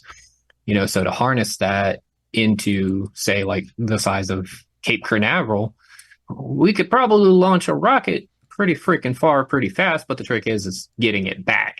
Right. That's where the problem comes. That's where the propulsion of its own comes from, because we can throw it into space. Sorry about the luck of the crew on board, Yeah, I watched a kid, I think it was like 2006. I met this kid amongst some friends. We were out drinking at a pool hall one night. Went to his house, and he was the roommate of one of the guys we were hanging out with, and he was very antisocial. And I'm one of these people when I see someone like that, I always approach him. Hey man, what's going on? Why are you sitting over here on your own? And so, long story short, we get a conversation about, because at that time it was a real fossil fuel were killing the planet, and he had magnets and a little rotor, and he showed me he powered a light bulb with the same force you're speaking of on a spindle with a rotor, a part of a thing he was doing for a college course. And he powered this light bulb for, I'm going to say 30 minutes, and then he turned it off. And I'm like, well, how long would that last? He's like, as long as the light bulb lasts. I'm like, really? And in my mind, I'm like, why the hell are we using, if he's doing that at that scale, and that's a small scale at your house using blah, blah, blah materials. Imagine what great minds could do. But you see the problem, right? How are you going to charge for that, right? Well, it's not even the charging matter. I mean, I actually, in one of my courseworks recently, we covered the topic of, green energy and the scam that it is. Because all of what we have green energy is still reliant on fossil fuels one way or another. Right. Wind turbines still requires oil and petrol to power it and run it.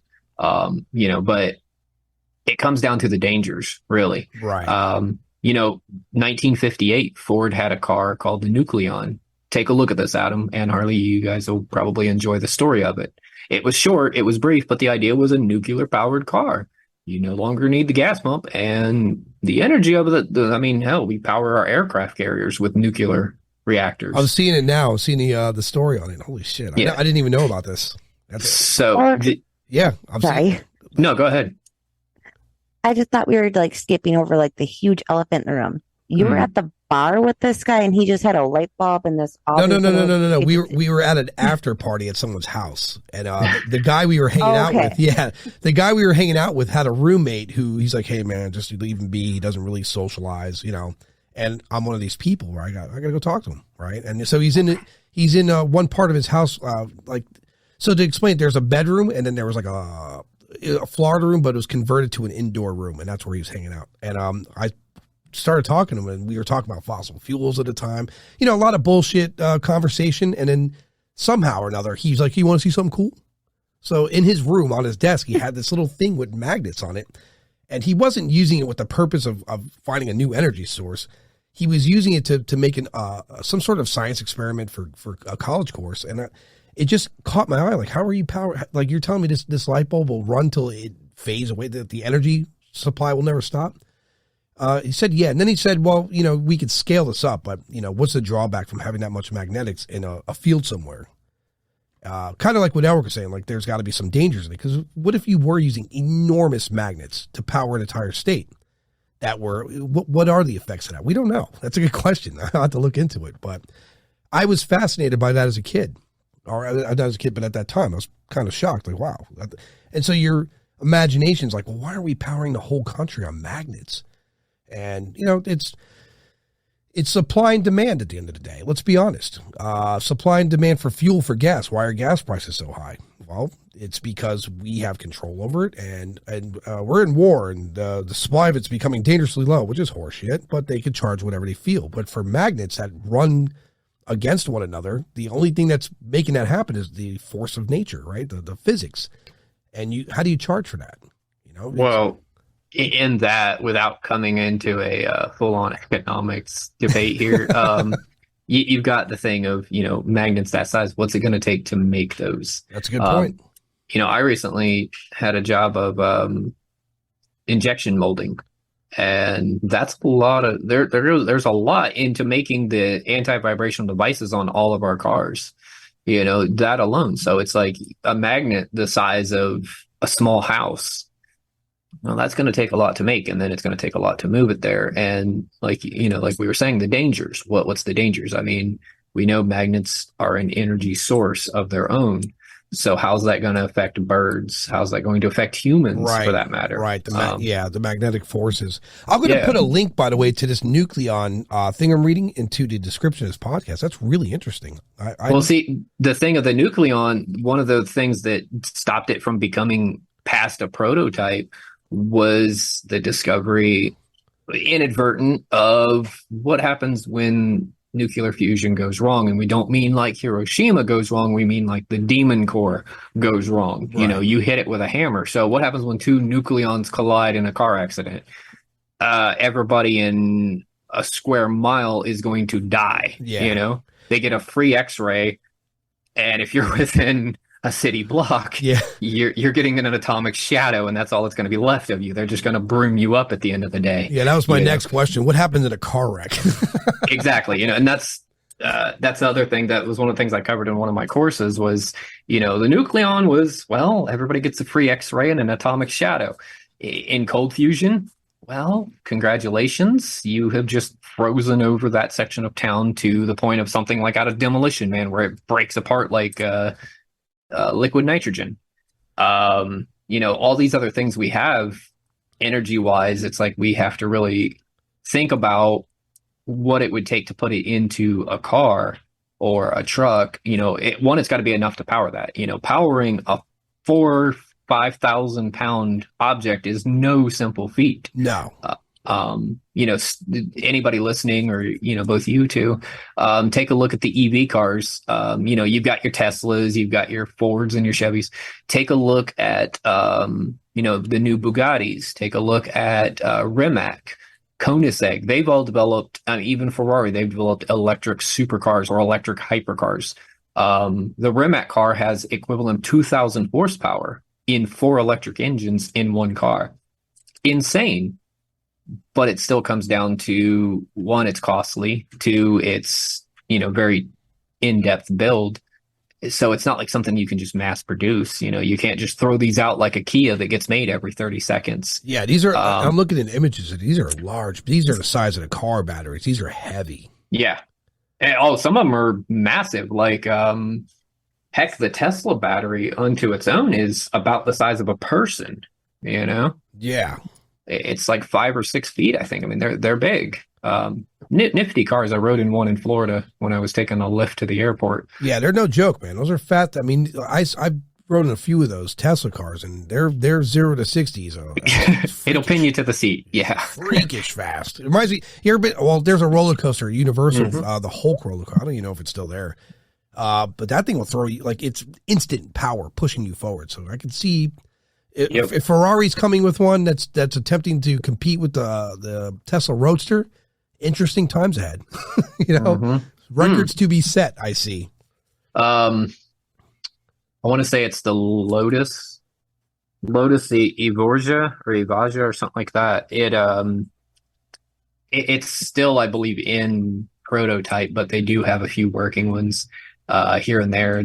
Those are estimated 2,500 horsepower equivalent. Jeez. Like of a combustion engine. That's crazy. You know, there's one, I'll find it and send you the link. But it was at Goodwood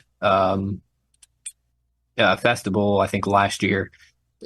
It is mind blowing. It's a 1-seater car, very limited production. I think there is only one of them, if I'm not mistaken, maybe 2.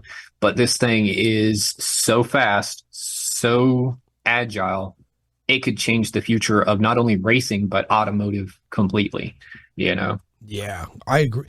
Yeah, I'm still a little disappointed we don't have flying cars by now, but then I also realize how dangerous that is because people on the road are dangerous. I can't imagine flying cars. Yeah, I was going to say, it's a scary thought. Look at the roadway around us. People are bad enough with 100 horsepower cars that are stuck to the ground. I mean, sometimes they find ways to get them off the ground when they should not be. Yeah, you got people pushing 500 miles an hour in the air. That's not going to work out for anybody. Yeah, it's like, let's not put them in a car that flies. You know, Back to the Future was a great idea, but I believe it'd be a terrible execution. You know, last thing we need is a flying DeLorean. Look, I'm guilty. Like I'm a great driver. I hate driving.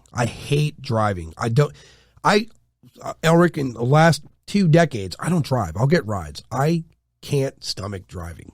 I don't like that. It's not even road rage, not even anger. I just get anxiety. But put me on a motorcycle, I'm okay. It makes the psychology that makes no sense. But because for years I rode a motorcycle. The reason I stopped is because, well, there was an incident that was close, and so I thought, I live in Florida. This state is primarily the elderly, and I'm going to get killed. But yeah, it's crazy. So before we I close, gotta ask a question. Go ahead, I'm sorry. No. Go ahead. Ask your question. So going back to your magnet idea for the cars, wouldn't that big of a magnet and that powerful of a magnet like get us like EMF like sick, like EMF poisoning? I guess however you want to word it. And that's another downside. There's EMF poisonings. EMF poisoning has been heavily noticed by electronic warfare in the military. Troops in Afghanistan. I've actually spoken to a handful of them that used to do it. Those machines that they carried, the Pentagon used to tell them back in the day, "Oh no, it's safe. You're fine. You're shielded." They got to where you could not be in the Humvee with it or the APC, depending on which unit you were carrying. They would actually have to stop every so often because guys would have to get out and throw up just because of that sheer electrical force. And it got to the point, like now they're learning that, hell, some of these guys are developing precancerous or seemingly cancerous mutations because solely of this EMF system. Yeah, I'm reading here that Tesla encases their batteries. Yep. Which helps, but it's like we don't know. I mean, it hasn't been long enough to see. Well, that's like MRI. MRI's been around for a long time. And what we do know about MRI is that every time you get one, your DNA changes slightly. We know that much. What the harmful effects are long term, it's still up in the air. No idea. I've had so many MRIs and stuff and X-rays since 2020. My DNA is probably hella screwed. I mean, actually, I did mean to mention this on our last podcast, Adam. So I did, I know you know more about it in depth from private conversation, but just general consensus. I've experienced damn near death in 2020. Like I was a week away from death. I was in the ICU for a total of 19 days over the course of 2020 and 2021. And during the time the blood work and all that was being done, they decided to try and find the root cause of it, which they still haven't fully discovered yet. They discovered that my EZH2 gene sequence, which is all across your body, mine is 48.9% mutated. Damn. That some of the highest levels are usually 32 to 35. You got to consider though, you've had exposure to our observers and their medical equipment or however they do scans might be at a great, again, to earlier, an MRI we know doesn't damage you. We do know that some small scale form, it does alter DNA a little bit somehow. I don't remember exactly why. I just remember working in radiology and asking that question. But you're being scanned by something very sophisticated. Plus, you're being taken by entities that are more sophisticated than us. Nobody fully understands how they're being taken out of their homes. No one really does. I advise everybody who has abduction experiences in their life to get a smartwatch because something piqued my interest not long ago. A gentleman told me that his REM state on his smartwatch was off the meter. And not that it didn't occur to me what that meant till after I'd spoken. It was an off podcast interview. I had time to digest that. I was like, I wonder if they're taking us in a REM state to confuse our perception or what it is we're perceiving anyway. And so I was like, maybe, what if everyone got a smartwatch that, because my Garmin Venue 2 reads my sleep study. This thing tells me how to live now, evidently. I am now a cyborg. So I wonder if people of experience had these watches on, would they see spikes in their REM state? Because REM state's typically an hour max. You don't typically see 5 hours of REM. That's crazy. And this guy showed me a screenshot, and his REM state was it was damn near 4.5 hours solid. And I thought to myself, like, how is that possible? That's a lot of that's overwhelming information for the brain, right? The computer's it's taking a lot of data in. How's it handling this? So it made me wonder that. But in your case, something's different with you. You don't know exactly your experiments or what was experimented. And to be honest, if your experience is stopped in 2016, I think what I hear that is, all right, Project Elric has passed all the physicals and we have all the samples we need. Send him out to the field and let's monitor him from afar now and see how Project Elric works out over the course of the next 20 years. And then we'll regain him and run the same physicals on him and take the same specimens and see what's altered in that period of time. Let's see how his life goes. So I don't think they're done with you per se. No. Some of the things, I mean, I do remember, it's funny because the way that they, the genetic lab that did it, actually sent back a thing. Basically, they're like, we have no idea. You know, there's a syndrome that it usually tops out at 32 to 35%. I can't remember. It starts with an S, but I definitely don't have that. You know, that usually comes with very low intelligence and general deformities, right. Neither of which I have. But I do remember, I mean, I remember a great many of the things they did to me, you know, let's call it biomedically. Right. One of the things was what we know of as the Alpha Draconians, the dragon people.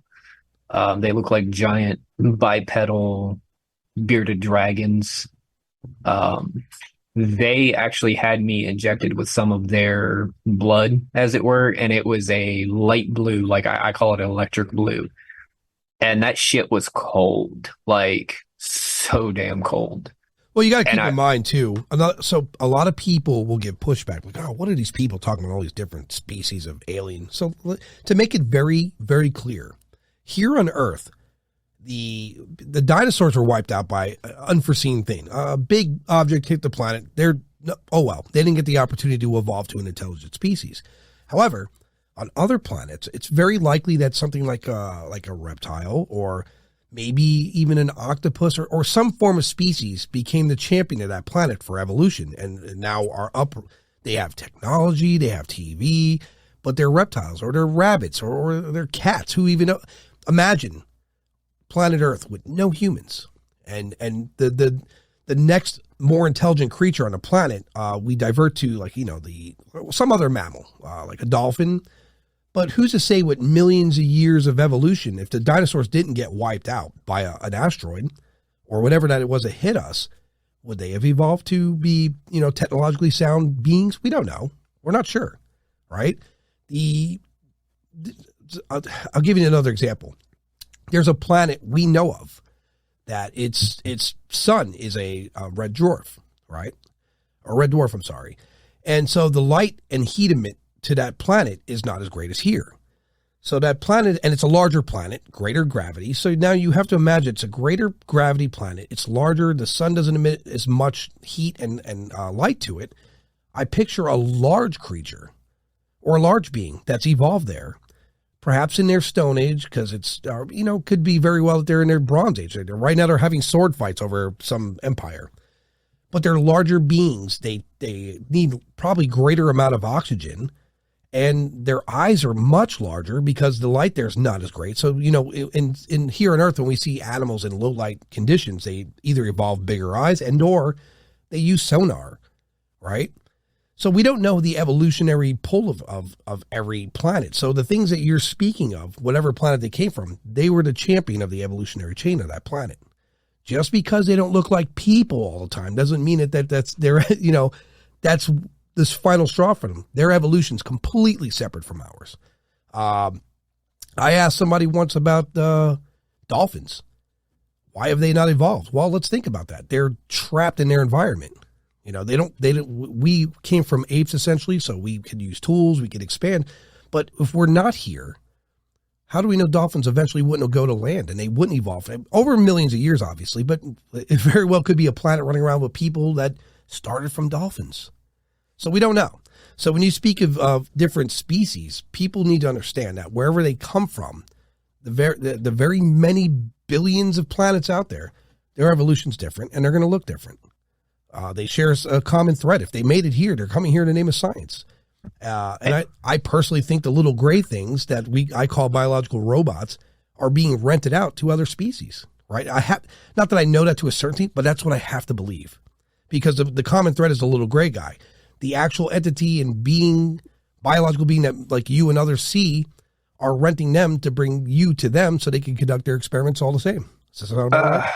I wouldn't say renting. It's, and I know you don't mean it like transactional, maybe sort of transactional, but they seem to be the Orion Grays and those sorts.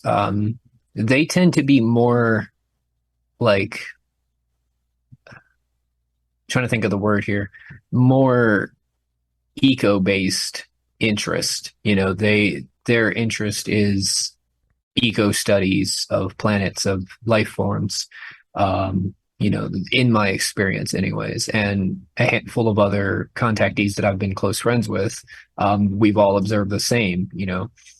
They tend to like the study. They're like the scientist of the groups. Right. So the National Geographic's team. Yeah, pretty much. Right. The Universal Geographic, as it were. Right. Anybody listening, if you haven't seen it already, if you remember, if you're over a certain age, you'll probably remember Melody Sheep, who used to make the really catchy auto-tune songs. He's went on to create a small miniseries called Life Beyond. There's 3 chapters. It's available for free on YouTube. Search it up. In episode 2, The Museum of Alien Life, he covers what other planets' life forms could be like. And it even has these epic 4K CGI, renders of what they could possibly be like, silica-based life forms. They would be what we would think of as more computerized, more mechanical. Carbon-based. We're all familiar with carbon-based. We keep thinking, oh, well, there can't be life on this planet because there's no carbon. Right. That just means there's no carbon-based life form. There's other things out there, right. And it's all covered. Part 2 is good. Part 1 kind of gives you kind of the basis, and then part 2 is where it starts covering the life forms, and then part 3 is where it talks about like the intelligence and like how, like you said, all these, who knows how long. I mean, we can't even say for certain that the universe is X billions of years old. That's just in our time, Right. So we could be talking eons, which, those of us that commune with spirits, right, they've talked of times well beyond human comprehension. I mean, we can't even say, like, when asked to put an earthly year to it, it spans out beyond trillions. Yeah, I mean, keep this in mind. Could be infinite. We don't know that the universe could very well. We know. All right, so science alleges that it's expanding still at an increasing rate, nonetheless. But we don't know if it's part of a cycle. How do we know it doesn't expand and contract? There's cycles. So far, what we see in the universe, even really well exampled in our own solar system, is everything seems to have like a mechanical sense to it. If Jupiter wasn't where it was, we would be in trouble. If the moon wasn't exactly the size it is and the distance it is from us, life here would be kind of not even close to what we recognize it as. So there's a strong possibility that not only we perceive time incorrectly, but we're also not understanding that there's a cycle like the planet Earth. What is it? Every 26,000 years, the potential of an ice age. That's the cycle. We have cycles. That's just like we have seasons. So we don't know that the universe doesn't expand and contract, and life forms elsewhere. Let's keep this in mind. How many life forms or species have gone extinct billions of years ago? How many of them are going to come into existence billions of years from now? It's an ongoing infinite number. It's impossible for us to say, well, we know this to a science fact, because there's no way there's a science fact there. We don't know. Well, even before, I believe it was before the dinosaurs even, Earth was hit by its second moon, and it reset all life by estimated 2 billion years. Yep. So that's 2 billion years off the dinosaurs and 4 billion off of us, or however long it's been. I can't remember. I completely believe that there has been multiple catastrophic life events here on Earth. I think a lot of different, there's been obviously been other champions of evolution prior to dinosaurs, prior to all of that. Just like you said, at some point, another object hits the Earth, resets everything. So in a sense, when they say circle of life, they're not kidding. Yeah. I mean, even I think you and I might have covered it, or we talked about it privately. I can't remember, but about like the humans and dinosaurs walking together. Yeah. Oh, well, we've never found skeletons. Do y'all remember the 2006 tsunami? that literally obliterated people's bodies. You know, some of those people that were on the beach Will were never be never recovered. recovered Right. because there is nothing left. The one, I think there was a diver who found a very tiny chip of a bone, and when tested, they found out that it was very, very likely to be from a person that was on the beach when that tsunami hit. Right. And the small fragment, they're like, if this is what was left, you know, noticeably in the water, under the water, buried in the sand, you know. Well, I mean, They look at large predators like bears when they die in the wild. You know, the likelihood of finding a carcass is very unlikely. It's nature consumes it. So bodies wash in the ocean, something out there is going to feed on it, whether it be the bottom dwellers or whatever it is. And just as you said, what you'll find is a fragment of a bone, the residual. And not even, you know, like decay and such, you know, that's not even a factor at first. We're talking the sheer force. You know, if that wave of 2006 had that capacity to just annihilate a human body, what do you think the separating of a mass continent, you know? Was it 06? I thought it was 04. It might have been 04. Yeah, I think it was 04 in December, like right around Christmas. Yeah, but whichever time, I mean, I know it was early because I kind of remember, but again, those years are a little skewed for me. Right. But yeah, so like the separation of, you know, Pangaea, you know, the super landmass, you know, when it breaks apart due to tectonic plate shifts, think of the force of that compared to that tsunami of 04. Yep. That would be that'd be like a beach wave compared to, you know. Yeah, that's a tenfold event. Yeah, so not only is it going to annihilate, I mean, let's look at it. It annihilated some dinosaurs, you know. So what's to say a small human body? If you've got a 20-foot dinosaur that just gets obliterated, do you think a 6-foot human body stands any chance? No shot. Not even the buildings, you know. So yeah. So like everything is gone. So it's like that would make sense actually. And you know, agreed. Harley, before I close out, let's talk one last thing with you. Your channel, right? Yes. So what you're going to do the live stream tomorrow? Yes. Are you going to eventually get out and do like a documentary style film?